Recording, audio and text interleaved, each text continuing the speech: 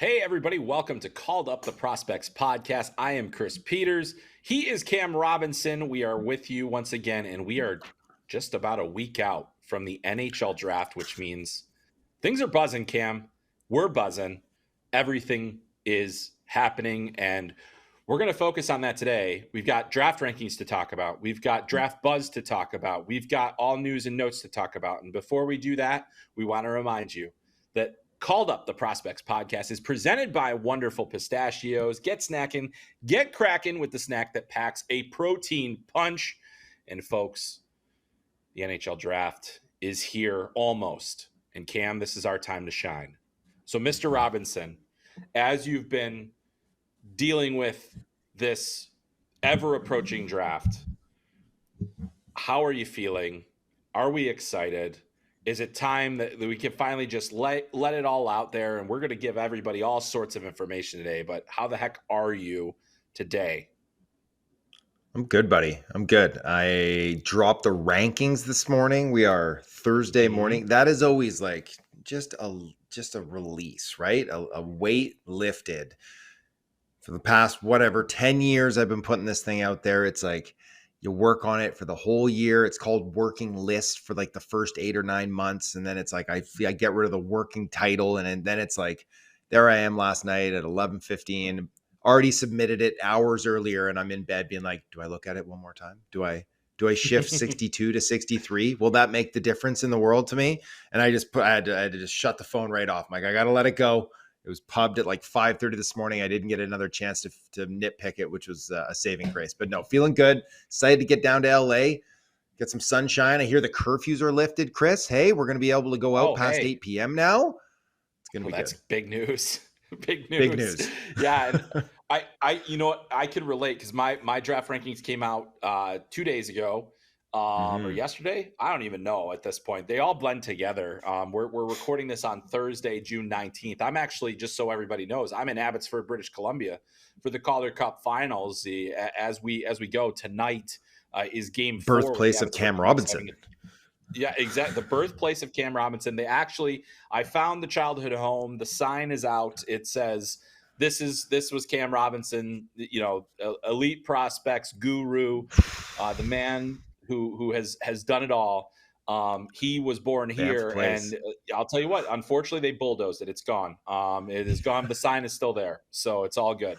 They said we need to take care of this, but what a beautiful city Abbotsford is, by the way. Lots of great walking trails, lots of great stuff around town, and it has been fun to be here. But Abbotsford Canucks and the Charlotte Checkers are in the Calder Cup Finals. Make sure you're watching that on FloHockey. But yeah, so we both dropped draft rankings, and we're going to talk about that to start, because obviously every time a draft ranking comes out, you've got your list with the EP guys, but then you also drop your own list.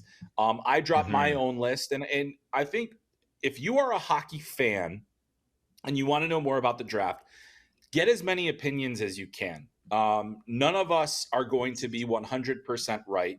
You may have your people that you listen and read about that you might like better, or you might hate both of us. And either way, I think even if you hate the person that's doing the rankings, see what that opinion is. And also it helps you kind of formulate your own as you watch more video, as you watch things.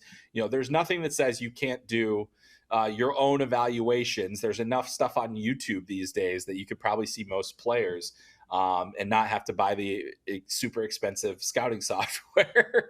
But yeah. Cam, the one thing I want to point out about our rankings is that our top 3 is identical. We both have gone 1 Matthew Schaefer, 2 Michael Misa, 3 James Hagens, and Jimmy Hagens. Yeah, and Jim.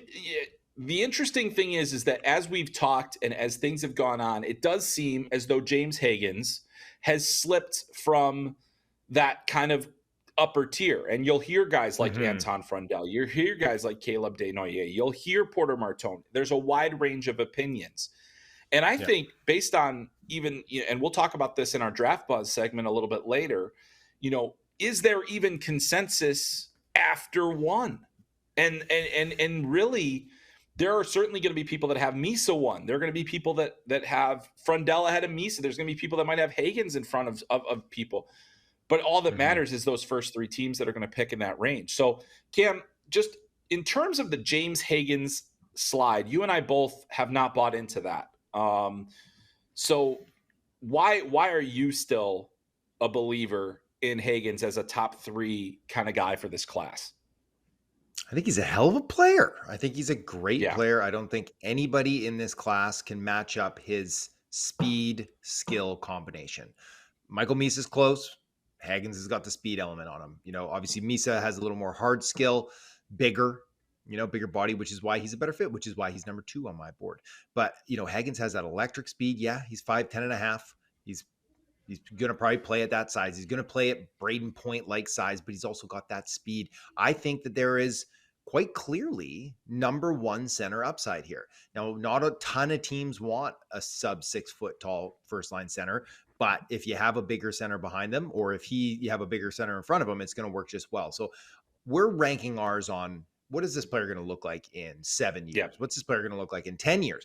We're not drafting for these teams because we've talked about it already, is that Hagens doesn't fit a couple of teams in the top 5. It just because Right. of who they already have, his physical profile doesn't mesh as well, which is why we will probably see him slip to number 5, to number 6, potentially, or even 7 or 8. I was talking to an agent there yesterday after talking with some executives to try to get some like who's rising, who's falling, what are you hearing out there? And, a couple of people said to me is that the draft is going to start at 3. Like it's 3 and 4 are anybody's guess right now.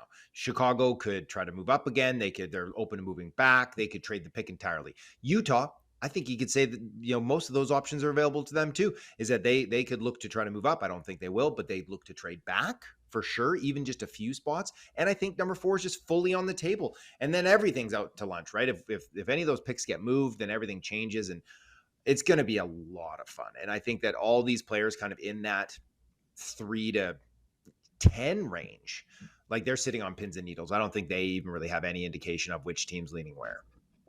Right. Yeah. And I think that the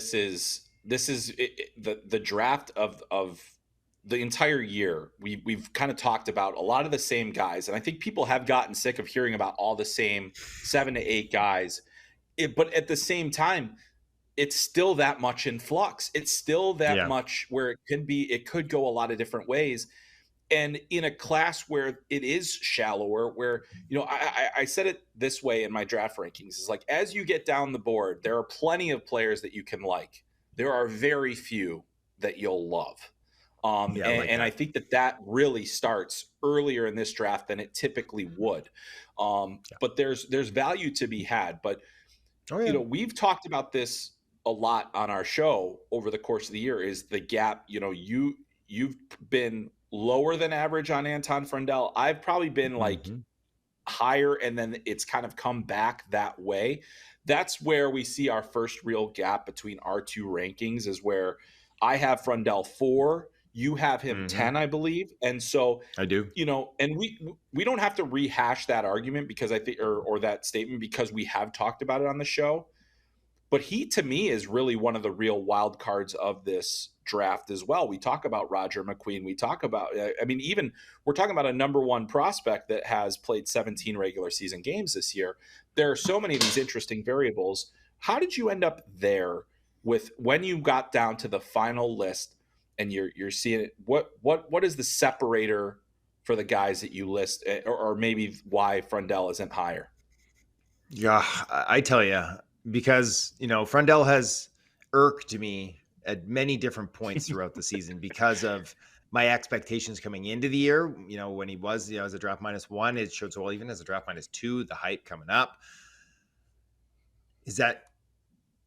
And then sometimes he would just flash and just pop, and you'd be like, "Oh goodness, Mm-hmm. okay, there's a little bit of something there. There still is something there." Because like I was, every time I watched him, I'm like, "This is a 15th overall pick. This is an 18th overall pick, even in this class." And then all of a sudden, he'd Right. flash me something that looked like a top 5. And at the end of the day, like I got down my top 4. I feel that's even Martone. I think I just give that little nudge. I think he's just quite in that tier with them. But that 5 through 10. I could have put him in any order, to be quite honest with you. I could have comfortably had Frondell at 5, and moved everybody back down a slot and justified it to myself with the bigger body. Yeah, giving up some of the creativity, some of the vision that I think he lacks compared to an O'Brien or a Desnoyers even. But he's got the side, even McQueen, right? Like it's just sliding him in there, like finding a spot for all these guys. And then my intrepid love for Victor Eklund. Like every time I watched those two players, Eklund was always the better player. Always the better player. He was always, and they played on the same line for a lot of the season. He was the one at the World Juniors.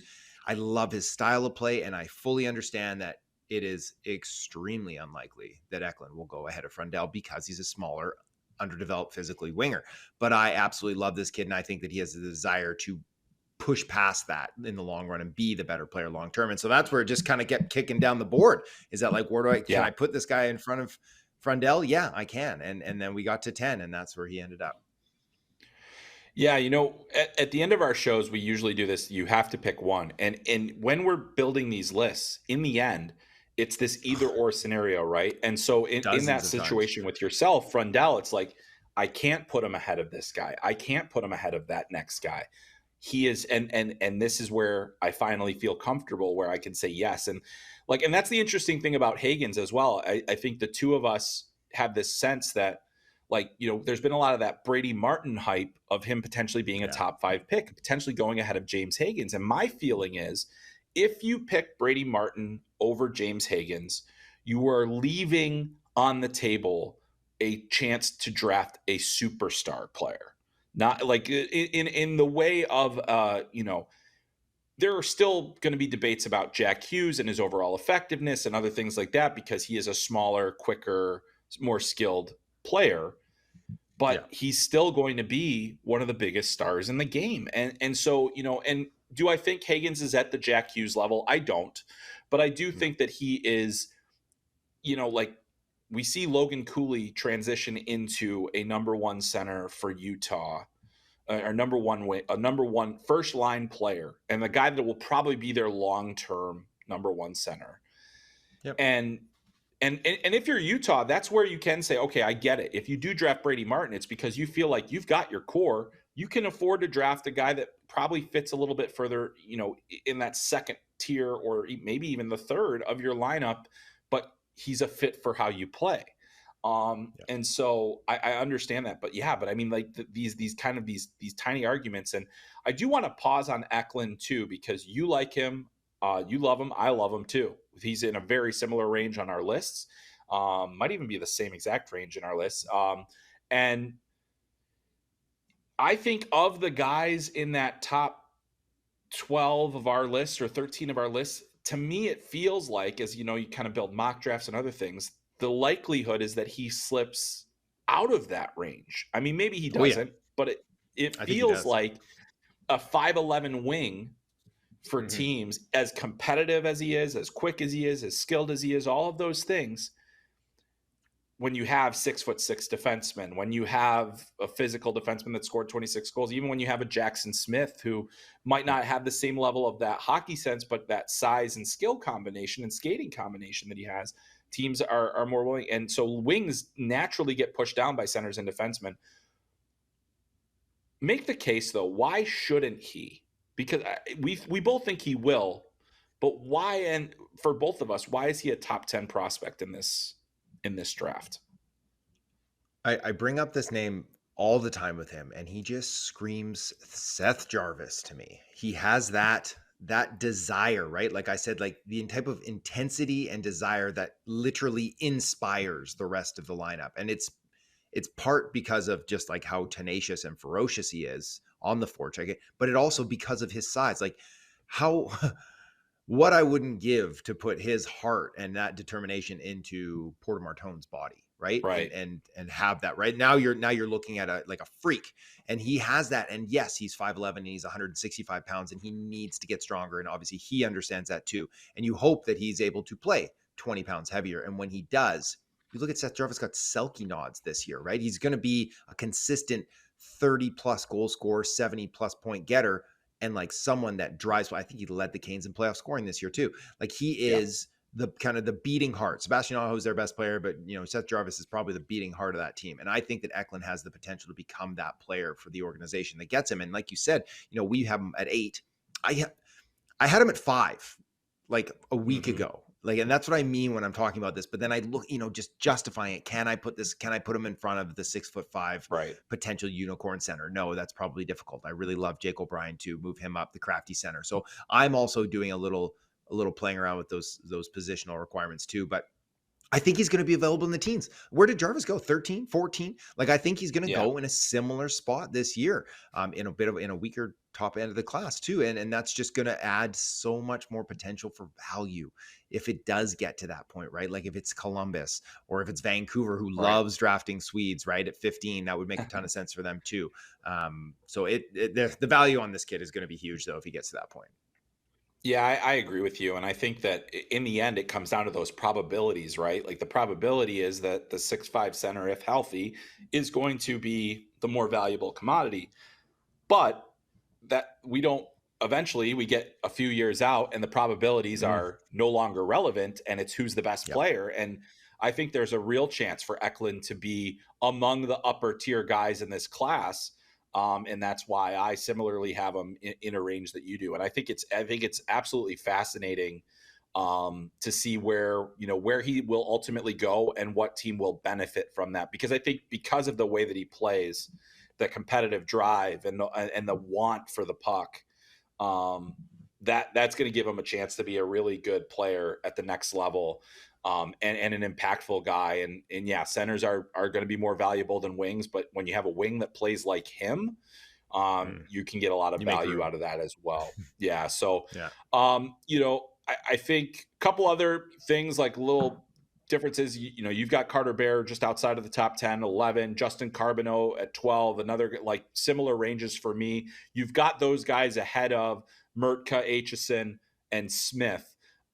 So since we don't get a chance to jump outside of that, I think Carter Bear and Justin Carbonneau are two very good examples of forwards that I think are going to have, their share of fans. It's just going to be a matter of where they how the board falls for them. But let's talk about that. You got them ahead of the defensemen. Just let's go into that a little bit, because I have the defensemen ahead of those two in particular, but at the same time, and not Jackson Smith, but Mertka and Aitchison.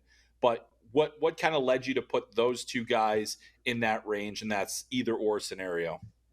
Yeah. Again, very, very tricky, because, the part of my brain that says like, where are they going to get drafted? How are teams going to evaluate them is that the D-men are going to be evaluated first. Like I was told there's a team just outside the top 10 that's like desperate for Kayshawn Aitchison. They want Kayshawn and they don't think he's going to be there. So that's, early teens, they think he's gone. And I love Kayshawn Aitchison too, but it's, for all three of those defensemen, I do think they will be drafted ahead of Bear and probably Carbonneau too. They have the safer runway to becoming NHL assets, right? Mertka with his size, stopping potential. Smith with good size and his skating ability. Aitchison with his smash mouth style and fan favorite. But all of them have things that I have a difficulty overcoming. So with Mertka, I don't think there's much offense there. I question the intelligence. I think he skates fine for his size, but I don't think he's a great mover. Smith, I don't love the mind on him, and I think he's proven that down the back end of the stretch that's going to limit his overall upside. But the skating and the size is going to make him a player for sure. Aitchison, who I love and I want to bet on big, is also not a huge defenseman, not an excellent skater. Maybe the IQ isn't high end either, but has like the goal scoring, which is really difficult to replicate year over year. So it's like, I really want to bet on Aitchison of those three. Carter Bear, though, I love Carter Bear. I think that he has super underrated playmaking. He scored 40 goals in 50 games in the West this year, so he's got a great shot, but he has the hard skill. Everybody's kind of jumping on the Brady Martin train because it's like, well, look what Sam Bennett just did in the playoffs. Carter Bear isn't too far off of that. He just doesn't hit like Martin does, but he has that super hard skill game. He's nasty. He will lay the lumber. He'll get in guys' heads. He's a talker. Like he's a really good player. And I think if he didn't injure that Achilles, he would have 90 points this year and it'd be a different conversation, but he's back skating. He's going to be just fine off that injury. So I think that Carter Bear is a heck of a player. And then Carbonneau might have the best hands in the entire draft class. He's got a pro style frame. He's already thick. I really appreciated that he could try to change his game a little bit to play a more north-south style rather than trying to deke the whole team out. So I think he's got a little more a little more flexibility in what he could become. We gave the comp as like top end of Carbonell could be like Philip Forsberg. And so Right. again, I think both those forwards are going to go behind the D, but I'm ranking them ahead for this one. Yeah. And I think it's totally fair because I think that is a range where, as we talk about, the clump of players are interchangeable almost. And it's just a matter of your preferences. And like, for me, I'm usually going to pick the D over the wing if given the chance, like if given the opportunity. Yep.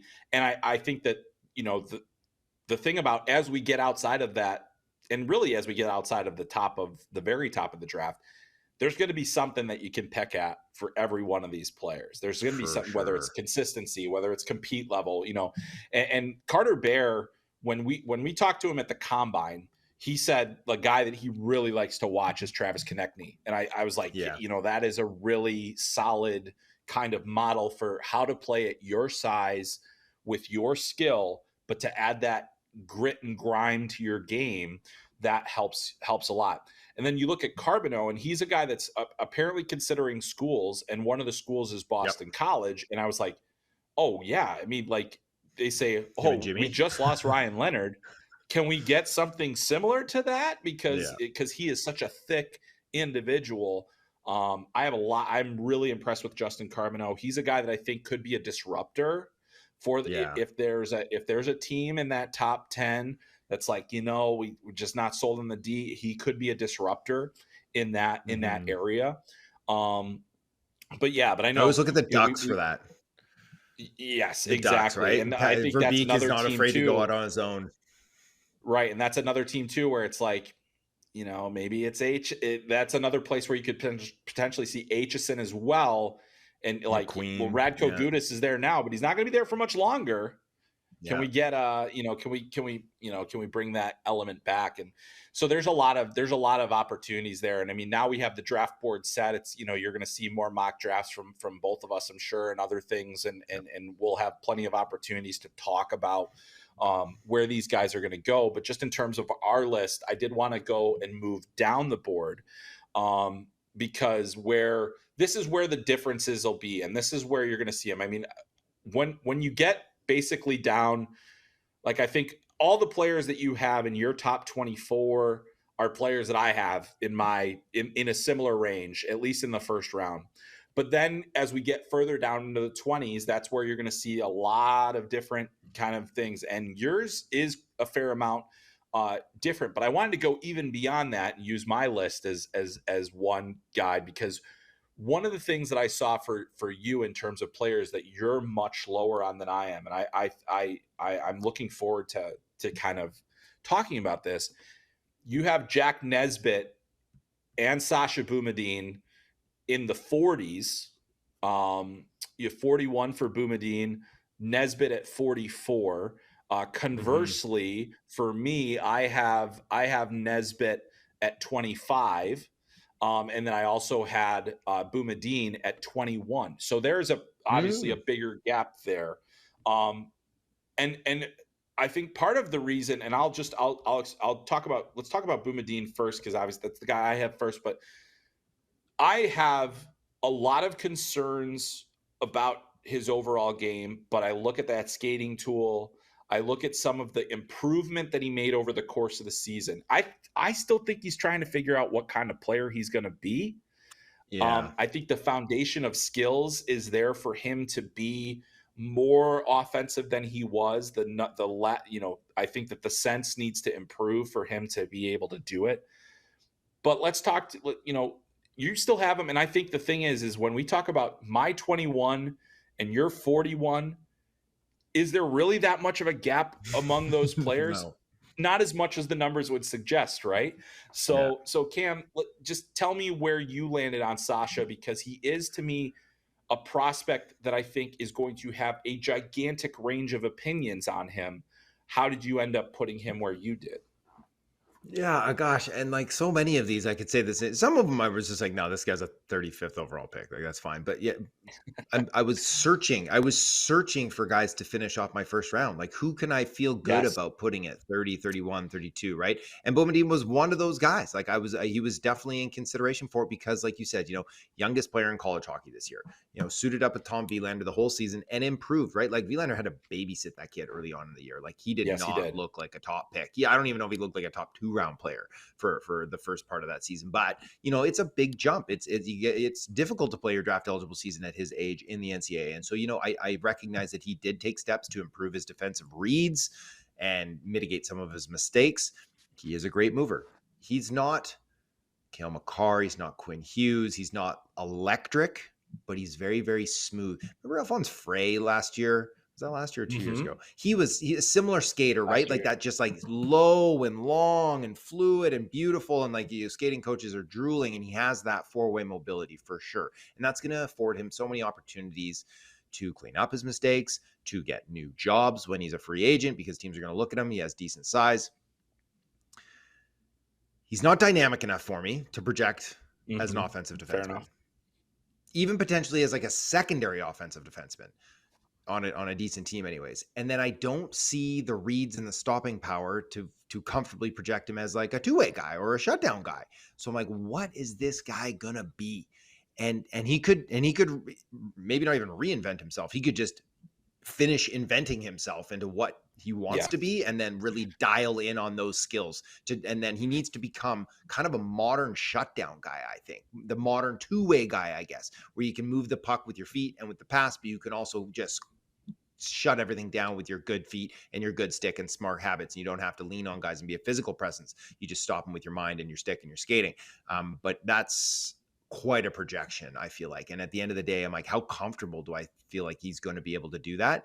And it's like, he could have been five spots higher, no problem on my board. He could have been 5 spots lower. I could have justified too, right? Closer to 50 as well. So he's just one of these guys, like you said, a wide range of outcomes. And that's where I end up. At the end of the day, I keep trying to figure out, what are they going to be at? What are they going to be like when they're 26? What kind of role are they going to play on a decent team? How are they going to transition from the skills they have now and the game they have now to being impactful at the NHL level? And for him, it's a lot of questions and not a ton of answers. Yeah, I think that's a very, very fair assessment. I think that the hardest thing, and one of the things, is I kind of was looking at that next group of defensemen after the Mertkas and the and Smith and Hensler. Aitchison.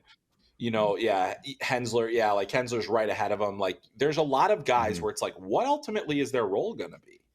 And Mm-hmm. I think like then you're starting to me. What I noticed, and I had the same feeling as you did, as I got further down my list. I'm like, is there a foundation of tools that I feel projects into the NHL better than maybe a player that doesn't have, like, maybe had a better season, maybe shows a little, but like, what are the tools? And to me, it came down to that mobility, that the fact that It's he's good. still an unfinished product, really, and Yeah. hasn't quite put it together, almost helped him in my eyes, because I felt like the tools were there. But yes, I think that there's a chance that he's a player that could go as high, as the late teens. He could go into the second round, and none of it would surprise me, because I think it kind of depends. There's going to be a wide range of opinions on the player. But one that I wanted to also touch on was Nesbitt, because Mm-hmm. Nesbitt, to me, strikes that NHL teams are probably going to love the size profile. They're going to love what they, Yep. that, but, and there are, I think, with But any player that we talk about from the 20s on, there's always a but. What is the but for Jack Nesbitt for you to have him in what, 46th? yeah, 40, 44. We'll give him some respect. 44, sorry, my bad. Yeah. I had 44. him Yeah, 26, 44 I for you. expect he's gone like before the 20s. Like I think he's probably like, there's a decent chance he's gone in the teens. Like a good chance he's gone in the teens. Like and I think it's going to be a mistake, and I hate to say that about a 17, 18-year-old kid. He has the size, right? He has some 2-way skills to his game, some projectable physical tools, but I don't think he handles the puck all that well. I don't think he's a gifted playmaker. I think the pace is questionable. I think the skating ability is below par, and just the Mm-hmm. lack of elite skill and manipulation. It's like, so what am I drafting here? Am I drafting a bottom six center without feet? That concerns me, right? That concerns me a lot. I want my bottom six guys to be able to move so that they can match up against some of the other team's top line guys, because he doesn't have the skill to be a top six center in my estimation by like any metric. And so now you're getting him for a two-way guy, and I don't like the skating, and I don't see a clear path to him obviously improving that. And so, this one also came into play. Is like, I talked to a lot of people about Nesbitt, and I know that there are teams that like him, and that's why I think he's going to go in the teens. But I know there are some teams who absolutely do not even think this kid's going to be a good AHLer. And again, I hate to say these things about a 17, 18-year-old, put a ceiling on him like that, because hopefully he does prove me wrong and these guys wrong. Yep. But yeah, there's some very big concern about his feet and just about the general upside of him, and that some team is going to reach and it's going to be a mistake. Yeah, I think that's another thing. Again, fair assessments. Like, I don't think, like, that's the thing, is that, I have him obviously much higher. And I think the thing that's important for us to, we're not, when we put our lists together, our rankings, that is not a mock draft. We are not trying to predict where players are going to go. We will put out mock drafts where we try to predict where players are going to go. That is a different thing. And sometimes people seem to forget that when I see comments about, oh, well, there's no way that guy's going to be there. I was like, you're probably right. Not what we're saying. But that's the way it's going to go. And I think Nesbitt is one of those classic cases where looks the part in a certain number of ways. Yeah. May not be in the end. And I think for me, it comes down to size. There is some scoring ability there. I think he's going to be a net front presence guy. I think that he's going to have it. But yes, he's not a guy that is going to drive things. And I think when you look at the first round, you would love to pick a top six player, right? And I would, but I think in this draft, there are very few of those kinds of players. There are guys that may ultimately get up there. I think that, for me, Nesbitt was one of the toughest players to rank this season, because I have a lot of the similar concerns, but I also see some of those projectable tools again. And a lot of it comes back to the size factor. And I think he thinks it maybe a little bit better than I think you kind of have him. Potentially, yeah. But I mean, I think that in the end, I think he could do the things down low that you're going to need but yes, he's in your bottom six more than almost certainly. But I do think that he has some of those tools that say he'll at least play in the NHL, right? Like, that's kind of what I felt. But you're right. There are teams that are probably like, hey, I don't think it's there, and the pace thing is huge. I totally agree with that. So, yeah. It's like, I just kind of look at it, it's like, a guy like Matthew Gard, right, at a Red Deer. It's like, is there that big a gap between those two players in skill? Right. Like, is it that big? Probably a better skater, right? And they're both about similar sized, right? Both play the middle of the ice. And so for me, it's like, I gave the nudge to Nesbitt. I think I've got him 8 or 10 spots higher, but I don't think it's that far off. I think that if a team was if they were smart about it, they'd be like, yeah, someone else, you go ahead and take Nesbitt at 19. I'll take Gard at 54, and we'll see who comes out better in the long run. Yep. Absolutely. Absolutely. Yeah, I mean, it's fascinating. But we're gonna flip this now too. We're gonna flip this in our next one and have a couple of guys that you have, or a couple of guys that I have that are interested. No, sorry, you have, but I don't have in the first round. I swear, we'll figure it out at some point. But again, this comes back to the whole thing about building that first round and trying to find guys that having that struggle. And Sanichka is a guy that you've got in there in your first round. And he's a big man. Again, we're talking, there are so many big players in this draft. So if you love size, this is the draft for you.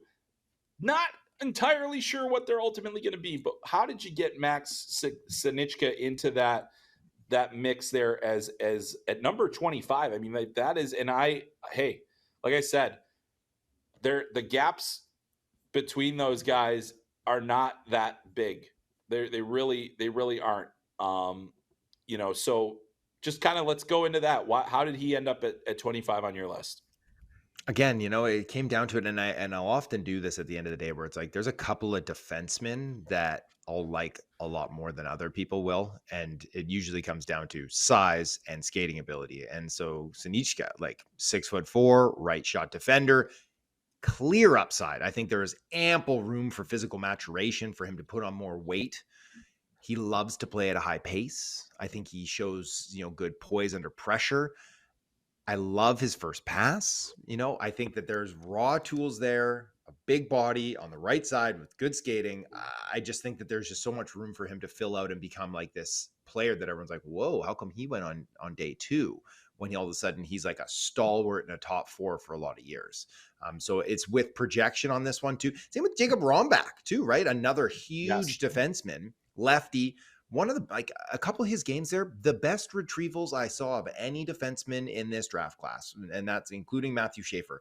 Like at 6'6", his ability to get back and retrieve with instinct and shoulder checks and shiftiness, and then come out and make himself, a quick outlet, modern shutdown potential. Modern game shutdown potential. So these couple of D that I've got at the tail end of the first round are probably, maybe they'll go in the first round. Maybe another team will surprise me, but they're these guys that I like to take bets on when I see that there's room for growth and I see upward trending in their development. And then of course, size and skating is massive on the blue line.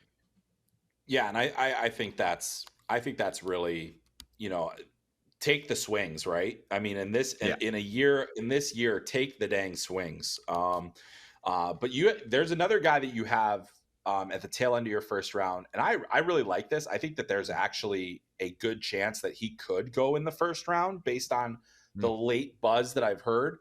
And that's Vaclav Nestrashil, who played for the Muskegon Lumberjacks, won a championship with them. Another massive human, 6'6".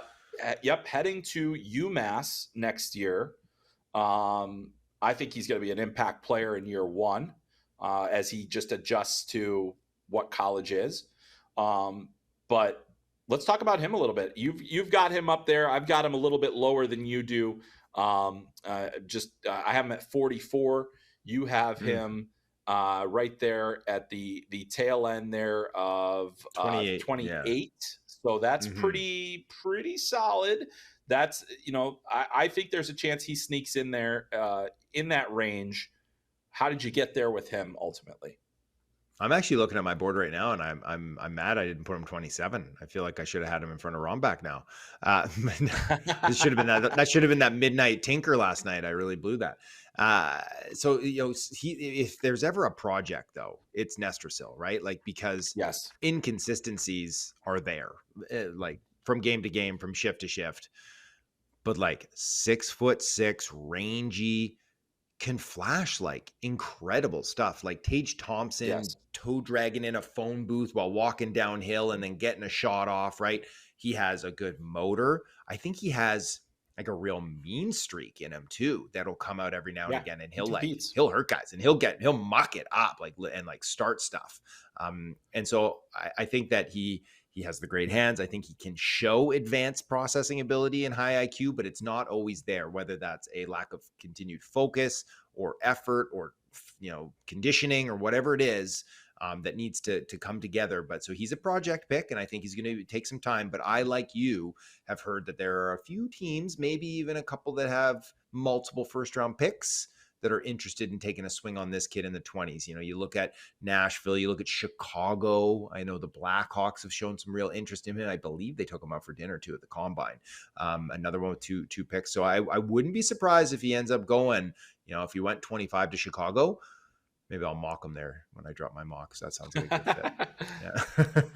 Yeah. Yeah. I mean, it's going to be real interesting to see what happens there. I mean, like, I think a lot of the guys that you have kind of towards the end there are pretty close to mine. I think a lot of the guys in the 30s, you and I are both very high on Ben Keevan, a guy you're actually higher on him than I am. Yeah. And I think Keevan is a real intriguing guy, and early on day 2, we'll see what happens. Yeah. I mean, I think some teams might have him penciled in a little bit later, in the second, maybe third. But we he's got a lot of skill. He scored. He was on not a very good team last year, but he really has a lot there. You and I both have Petteri Rimpinen in our top one. Our lists.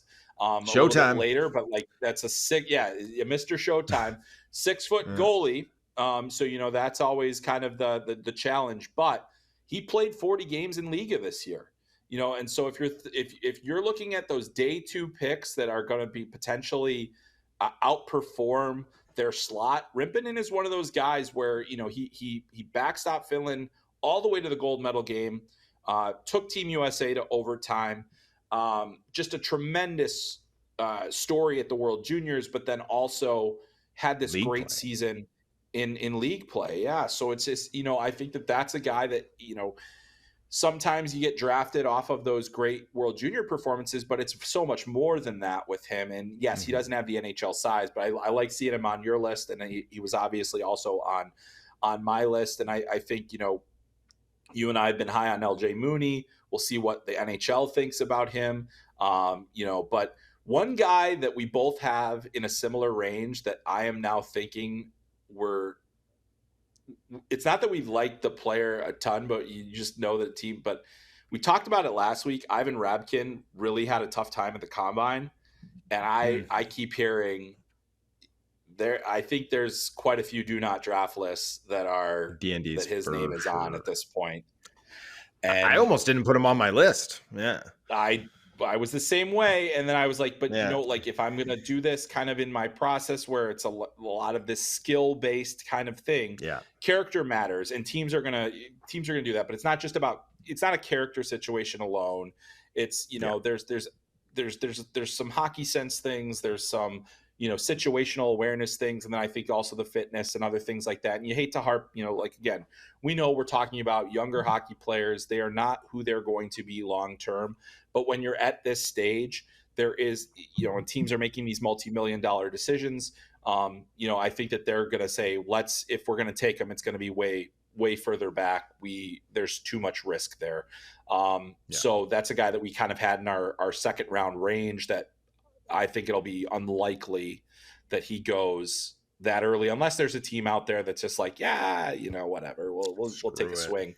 This is a guy that we were talking about coming into the season as a surefire first round pick, a guy that was, going to be a top pick in this class. Not happening. So be aware of that. But I mean, it is always such a relief to get these rankings out. I think it hangs over your head all season, and until it's out there, it really doesn't go away. Anything on your list? Anything either that gave you the hardest time or something that you felt supremely confident in?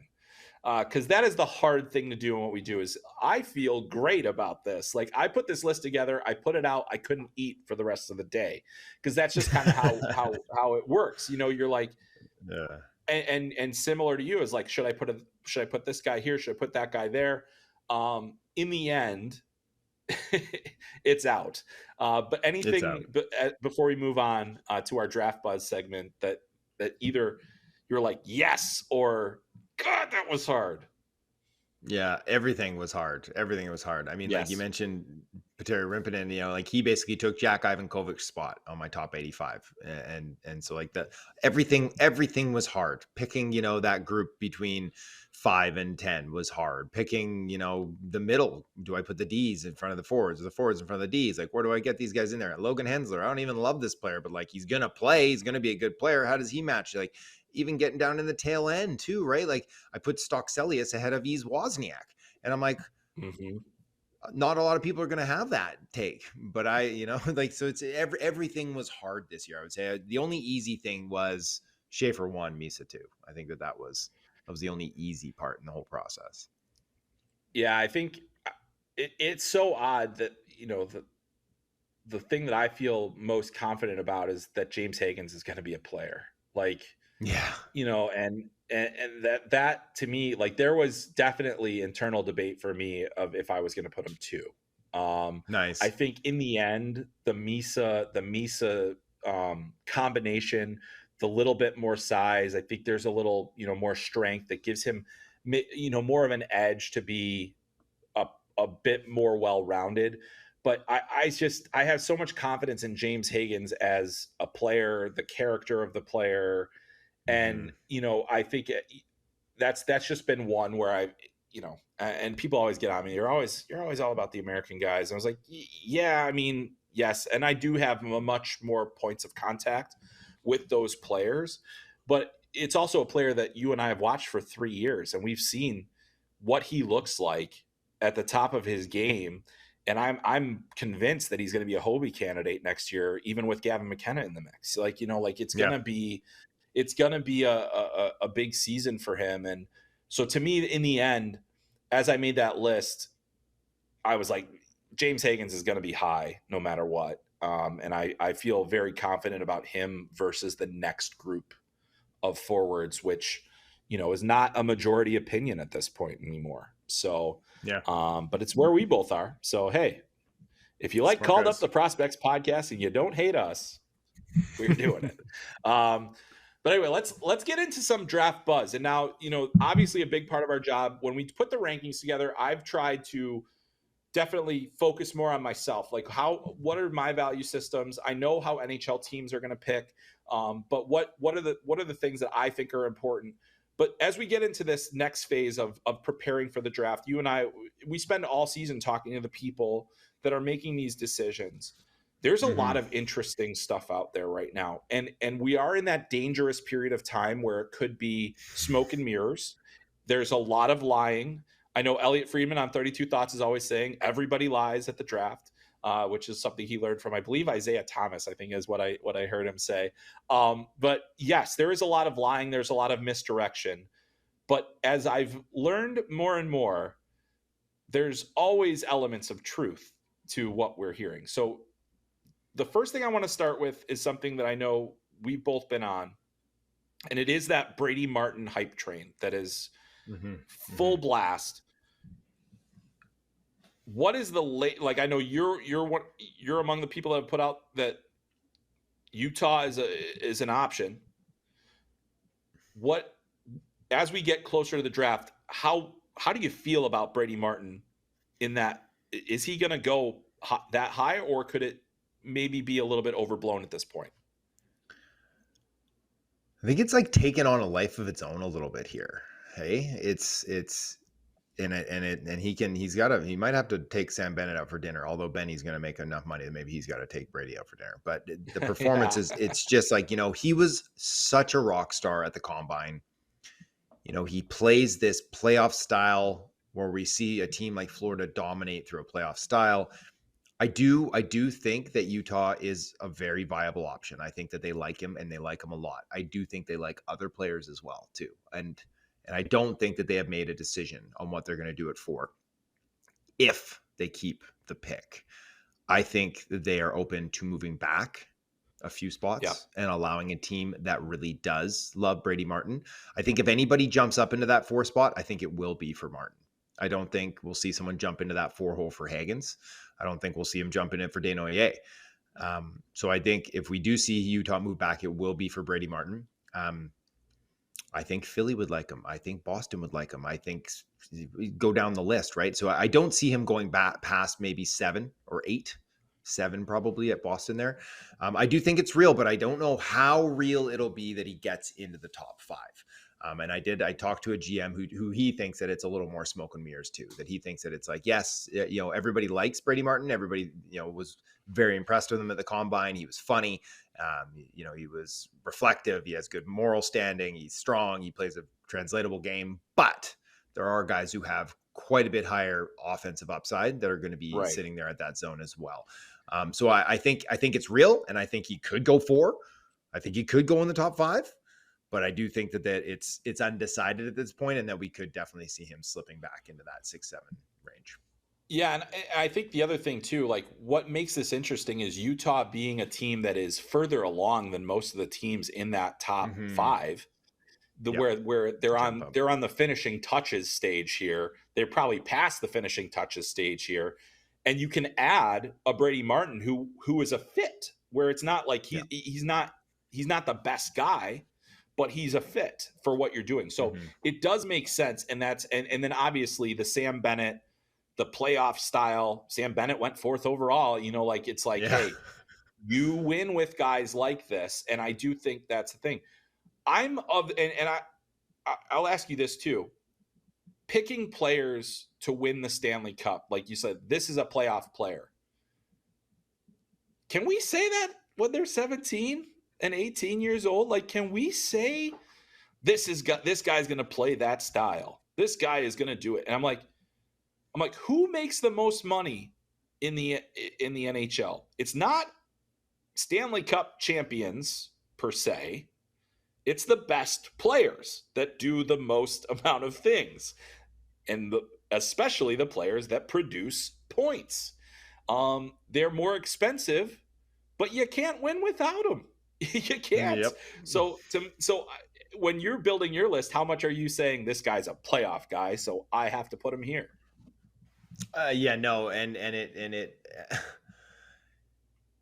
I'm looking at the whole package, and you know, there is an argument to be made that it's like, if you're on a really good team that's looking to win a Stanley Cup, I don't care how many points you get in the regular season, right? I only care that you show up in the playoffs.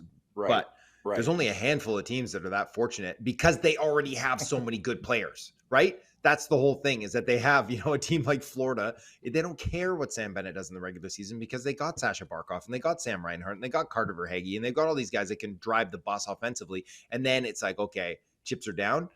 One of these guys, like a Sam Bennett, steps up, and that's perfect for them. But not everybody has that luxury because you need to have so many excellent players around. So no, I am assessing them on what they are going to be able to impact on an NHL, you know, roster from October to June, not just April to June. Right. And I think the things are like, would teams have said Seth Jarvis is a playoff performer? Like, you know, would they have said, well, this guy is going to help us win in the playoffs? Maybe not. If they watched him, they would have.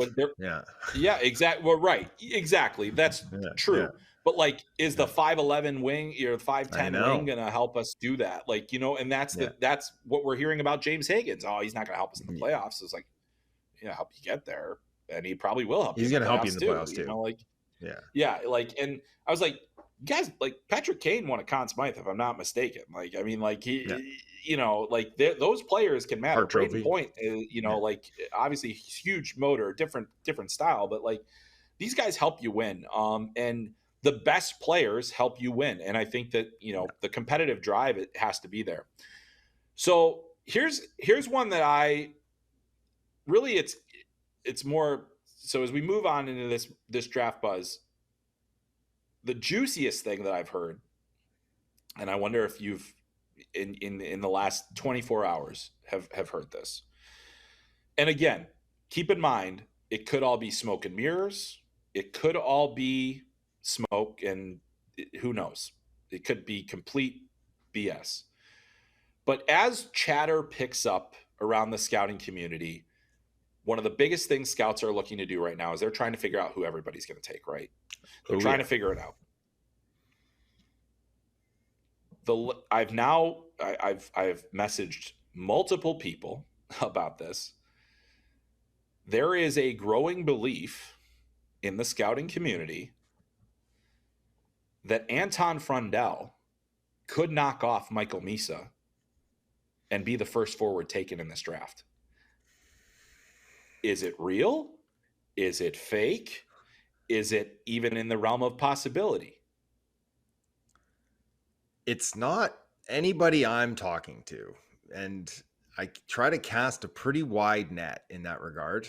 I have yet, and I've asked numerous times, I've yet to find a single scout or exec say that Anton Frondell is the top forward on their board, or that they've heard he's the top forward on someone else's board. I just haven't heard it.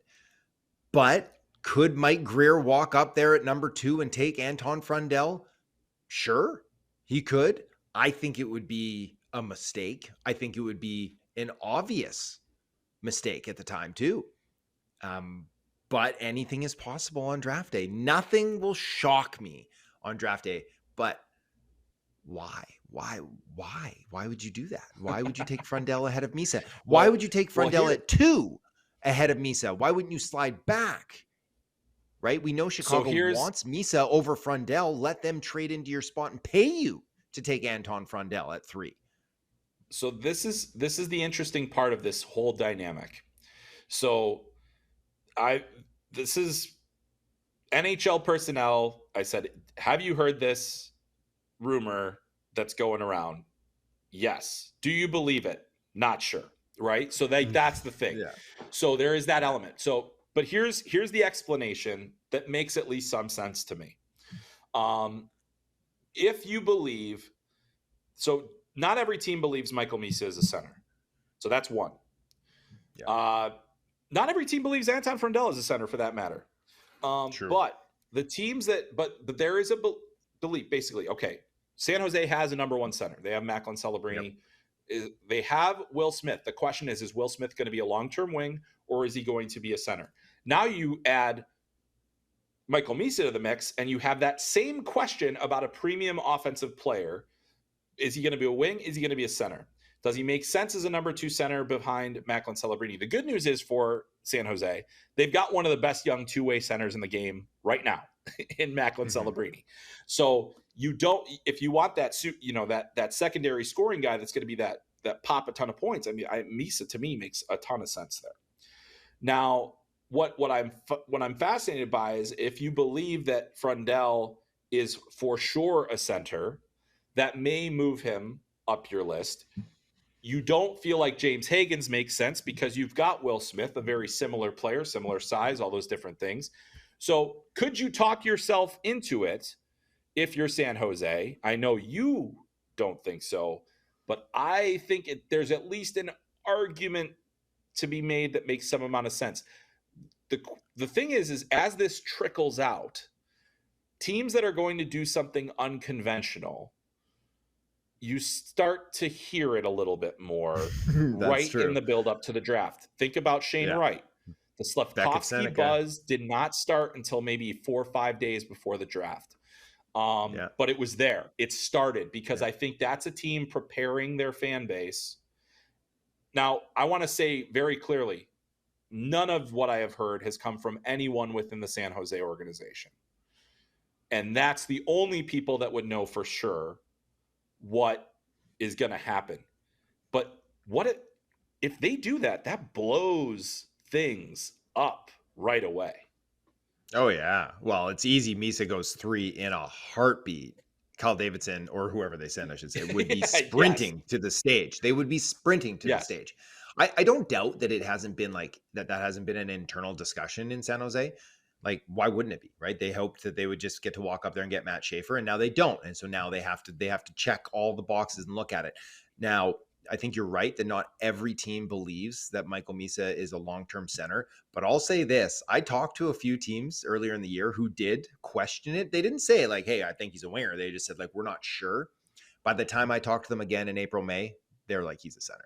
So he's at least changed the minds of a few teams anyways. And like for me, I always thought he was a center, to be honest. Like I've never moved off that hill. I think he has the details. I think he has the hard skill. I think he has the feet. I think he has the size. I think he wins all of his face-offs. Like I don't understand why he wouldn't be a center, to be completely honest with you. I've even like pushed back and like some of the responses I got from the teams were like, he doesn't have the details to his game. I was like, this kid's like mostly details. Like I don't, but you're going to tell me Anton Frondell has better details. I thought you were going to say that you're going to take Frondell at 2 because if you believe he's Sasha Barkov. And I just can't get over that hill that this does not look like a Sasha Barkov player to me long-term. Right. And I know he compares his game to Barkov, and we see Barkov every year be so dominant. I just don't see that level of player there to justify something like this. But again, we'll hear more as we get down there too, right? Like, exactly. Things will start to get out. Things will start to get out.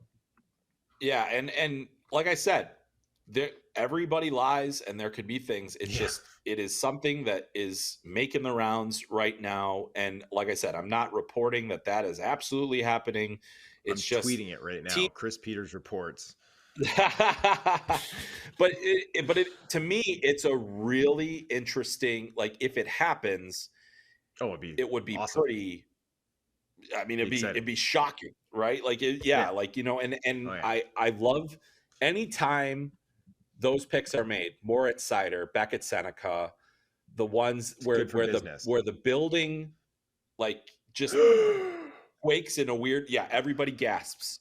And Yeah. often the players themselves do. Moritz Seider and Jesperi Beckett Seneca had two of Kotkaniemi. the greatest. Yeah, yeah, yeah. Well, Yeah. Yeah. that was That that lady. fan reaction of Kotkaniemi. That lady has been vindicated. So, Yeah. Oh yeah, she you were has. correct, Yeah. man. You were correct. Yeah. Um, yeah. So, Cam, what else? What else is percolating out there? I want to give you the chance to take the floor here for a little bit and share a little bit more of, because I mean, I just threw a bomb into the chat, but you I can love that bomb. I like that. you can I'm going to be texting you can also hard bring after it. this. I'm Yeah. going to be hammering some sources to see if any of this has got legs. But I will say we got to get rolling here because we're already pushing long. But let's watch out for Columbus. Let's watch out for Columbus, okay? I think they are 7-Eleven open for business 24 hours a day here right now. I think that everything is on the table for Columbus. I think they are open to moving both their first-round picks for a player right now. I think they're open to packaging up their 2 first-round picks plus something else to get up into the top 8 if, say, a Hagens is slipping or something like that. I think that they would trade one of their picks and a prospect for a player. I think that they are fully open for business and looking to get creative, and they have so many assets, so many young assets at their disposal to do a lot of interesting things and cap space. And I think that Columbus needs to be eyes on CBJ this next week. I think that's great. Yeah, I mean, it makes a lot of sense too. Makes a lot of sense, and I think that there's plenty that they need to address. And I'm fascinated to see what teams are going to be willing to do certain things. I think there could be movement throughout. Columbus, a great one to watch. I think that some of these teams that have 3 picks in the draft are going to be teams to watch as well. Philly, what are they going to do? They've got that they're a real wild card too. They're going to have a great option with the number 6 pick. What do they do with the rest of what they have? That there's a lot to be said about that. I think could we see? Here's the other one, Cam, that I'm curious about, and this isn't a rumor, but is there any world where 2 goalies go in the first round? Oof, yeah, I think there is. I think we could see one of the Russians sneak in at the tail end of Yes. the first round. I think that's possible. Yeah, I think I have heard that. I have heard that as well too. Yeah, that's the one. Like, I think Frolov is the one Yeah. that seems like more. Mhm. I have heard there are some teams that have him ahead of Ravensburgen. So that is I as a heard the goal same thing. on a goalie on a goalie ranking, not necessarily to say that they would pick either of them in the first round, but that is, Yeah. and there are, I think that the Ravensburgen hype has died down a bit, but I also think there are teams that are like, well, if it's between a bottom 6 forward and a guy that has at least the potential to be a number 1 goalie, I'll take the bet on the goalie, right? So, yeah. But Frolov yeah. is an interesting one because I've heard he's got legs too late here, and he's got size. And I hate drafting guys out of the MHL, bombing around the MHL and putting up whatever numbers. It's like, but yeah, I have heard that too. That there's a few teams that like him as their top goalie in the draft. Yeah. Yeah. There's a lot, and I mean the Russian goalie factor has been strong for a lot of teams of late. All right. Anything else before we move on to? We'll just buzz through our segments here really fast. Let's buzz through. All right, we're going to do it. We're going to buzz through them quick here. We talked about this already, so we don't need to spend a ton of time on it. But my Beyond Belief, as we get into our Beyond Belief segment, where we read each other a statement and we will decide whether it's believable or beyond belief. Mr. Cam Robinson, Brady Martin will be a top 5 pick at the 2025 NHL Draft. I'm going to say no. I'm going to say it's beyond. It's definitely within belief, but I'm going to say in this world here, I'm saying he slips just outside of that top 5. I think that's a fair assessment, my friend. All right, okay. Turn to you. Okay. A top 5 pick will be moved, will be traded this year. Okay, we don't see it's very believable. Don't see it often. It is believable, Not and I very think often. because Utah to me is the real wild card there. You Mm-hmm. talked about it earlier. I believe the same thing. I think that there's the potential for them to do a lot of different things with that pick. I think there's a lot of teams that have interest in getting into that range. I think it's believable. I would not term it as likely, but it is definitely Yeah. believable. Yeah, I like that. All right. So the Florida Panthers won the Stanley Cup. Congrats to them, by the way. We didn't really talk about that because we're a prospects podcast. And if you win the Stanley Cup, you typically don't have a ton of prospects for us to talk about. But the Their Florida AHL Panthers teams in the show finals too. yeah, that's right. The Florida Panthers show you need a big, strong team to win and should draft big, strong players. Beyond belief. You win because you have better players than everybody else, and then you add those playoff style performers when you can, and especially if you can do it for what did they get Bennett for? Like a second and like Rasmus Asplund or something weird like that. Right. Yeah, you go mine value when you can, obviously. But no, you take the best players available at every opportunity, and then you parcel them out as need be to fill in the rest of the holes that you have as a team. So no, I don't think that should be a mandate, but we see it's a copycat league. Big, strong team wins. Big, strong players drafted earlier. High skilled creative team wins. Highly skilled creative players go earlier. Yeah, Got to exactly. be trendsetters, Yeah. people. Got to be trendsetters out there. Look Yeah, it's forward. totally Look beyond inward. belief. There are many ways to build a champion. There are many ways to build a Totally. champion. And I think drafting for the playoffs is not wise use Risky. of. Yeah, I just think there's too much risk there. All right, Yeah. let's close this one out. Let's close this segment out. The Edmonton Oilers, so disappointing for Canada again. Hey, my son and I were like the only Canadians rooting for Florida because we just like we can't. Edmonton's been given too much. Okay, they've been handed too many things. The Edmonton Oilers have to rethink everything. Did you hear Condog's remarks there this morning too? He's rethinking things too. He's got to talk with the agent, the family. He's got to see what's good for him if he's going to sign an extension. But the whole team, they got to rethink everything. What do you think?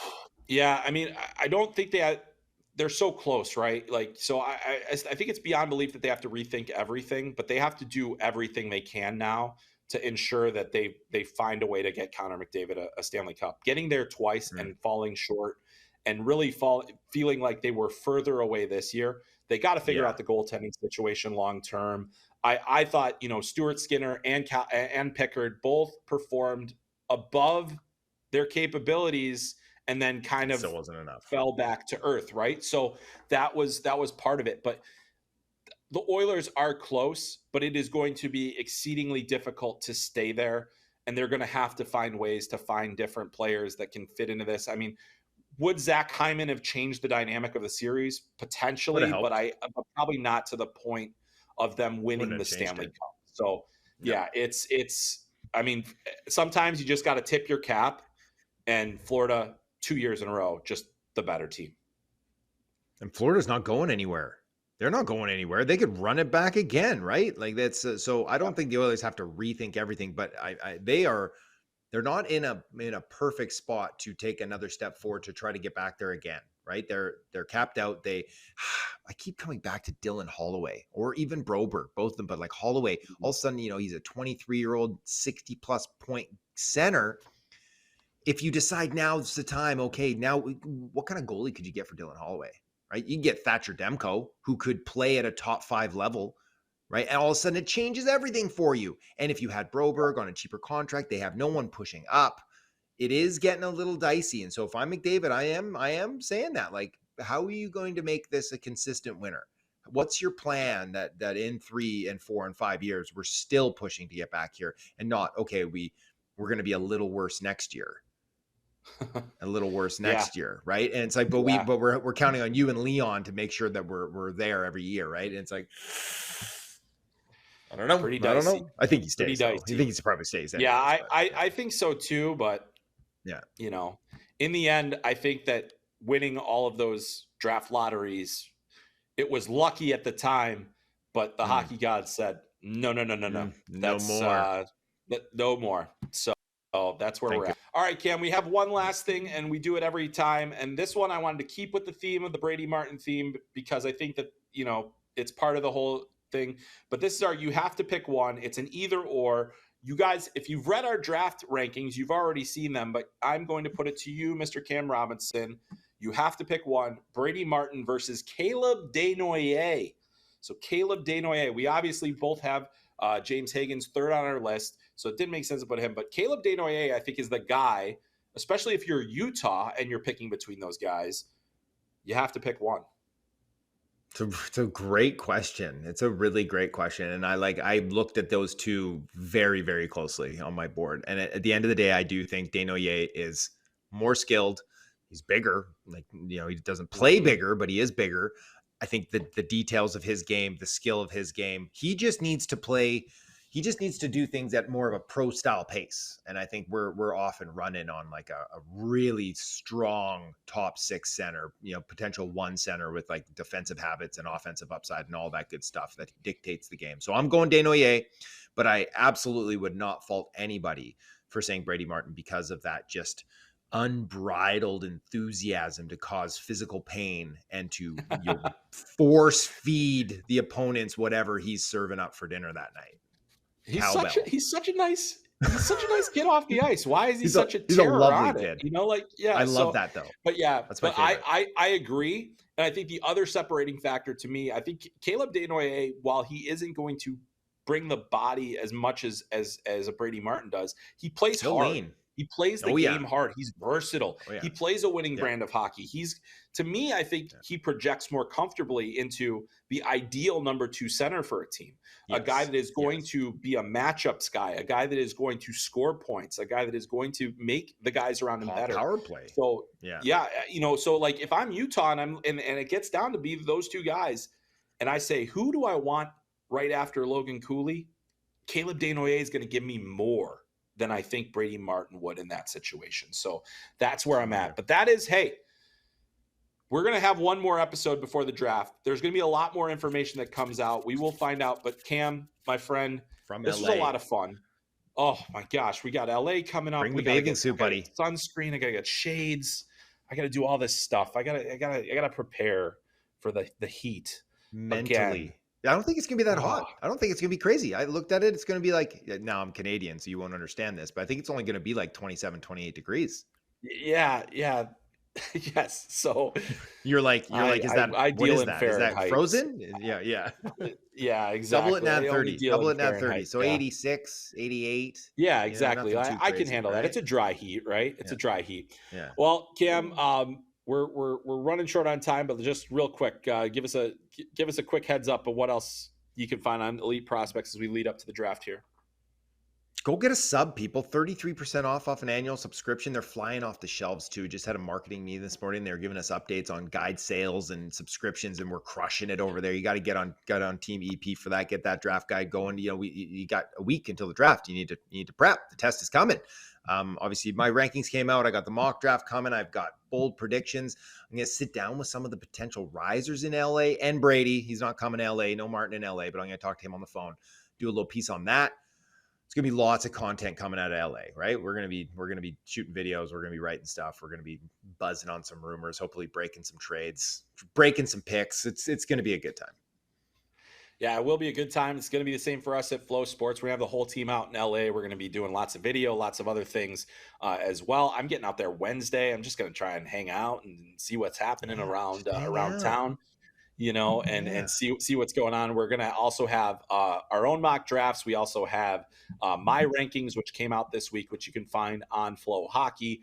And we're still in the midst of the Calder Cup finals. That could, if that ends, could go all the way into next week. It's going to be right up against the draft for us, but we will be covering it. I'm in Abbotsford to cover the rest of games 4 and 5. So make sure you are subscribed to get that, and also check out all the stuff we got coming on social media. It's been a busy couple of months for us with the playoffs. Really excited to see it reach its conclusion.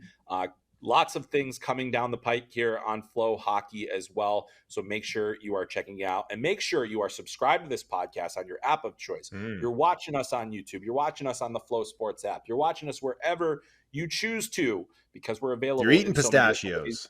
We're eating the pistachios. It's going to be an absolute epic finale as we come to the draft. And then we will also recap the draft on this very podcast. So make sure you are subscribed so you do not miss a single episode. Leave a kind rating and review. Want to give a shout out to our producers today. Want to give a shout out to my buddy Cam for being here. He is absolutely bringing the heat on a weekly basis. And also great to hear your voice and see your face and do all this fun stuff. So much more to come. A huge thanks finally to our presenting sponsors, Wonderful Pistachios. Pistachios are known for their protein power, fiber, and better for you unsaturated fats for a combination that may help you keep feeling fuller longer. It is an absolute treat to have the wonderful folks on board here on Called Up the Prospects podcast. Hey, draft's next week. Make sure you're prepared. Tell all your friends. This is where you're going to find the best info. So that's what we got. Cam, can't wait to see you next week, pal. It's going to be a lot of fun. Hope you have a great one. And for everyone, all of you listening, thank you so much for following Called Up the Prospects podcast, the fastest growing hockey podcast in the world, I think. All right, everybody. My name is Chris Peters, Cam Robinson. We will catch you next time right here on Called Up the Prospects podcast, presented by Wonderful Pistachios.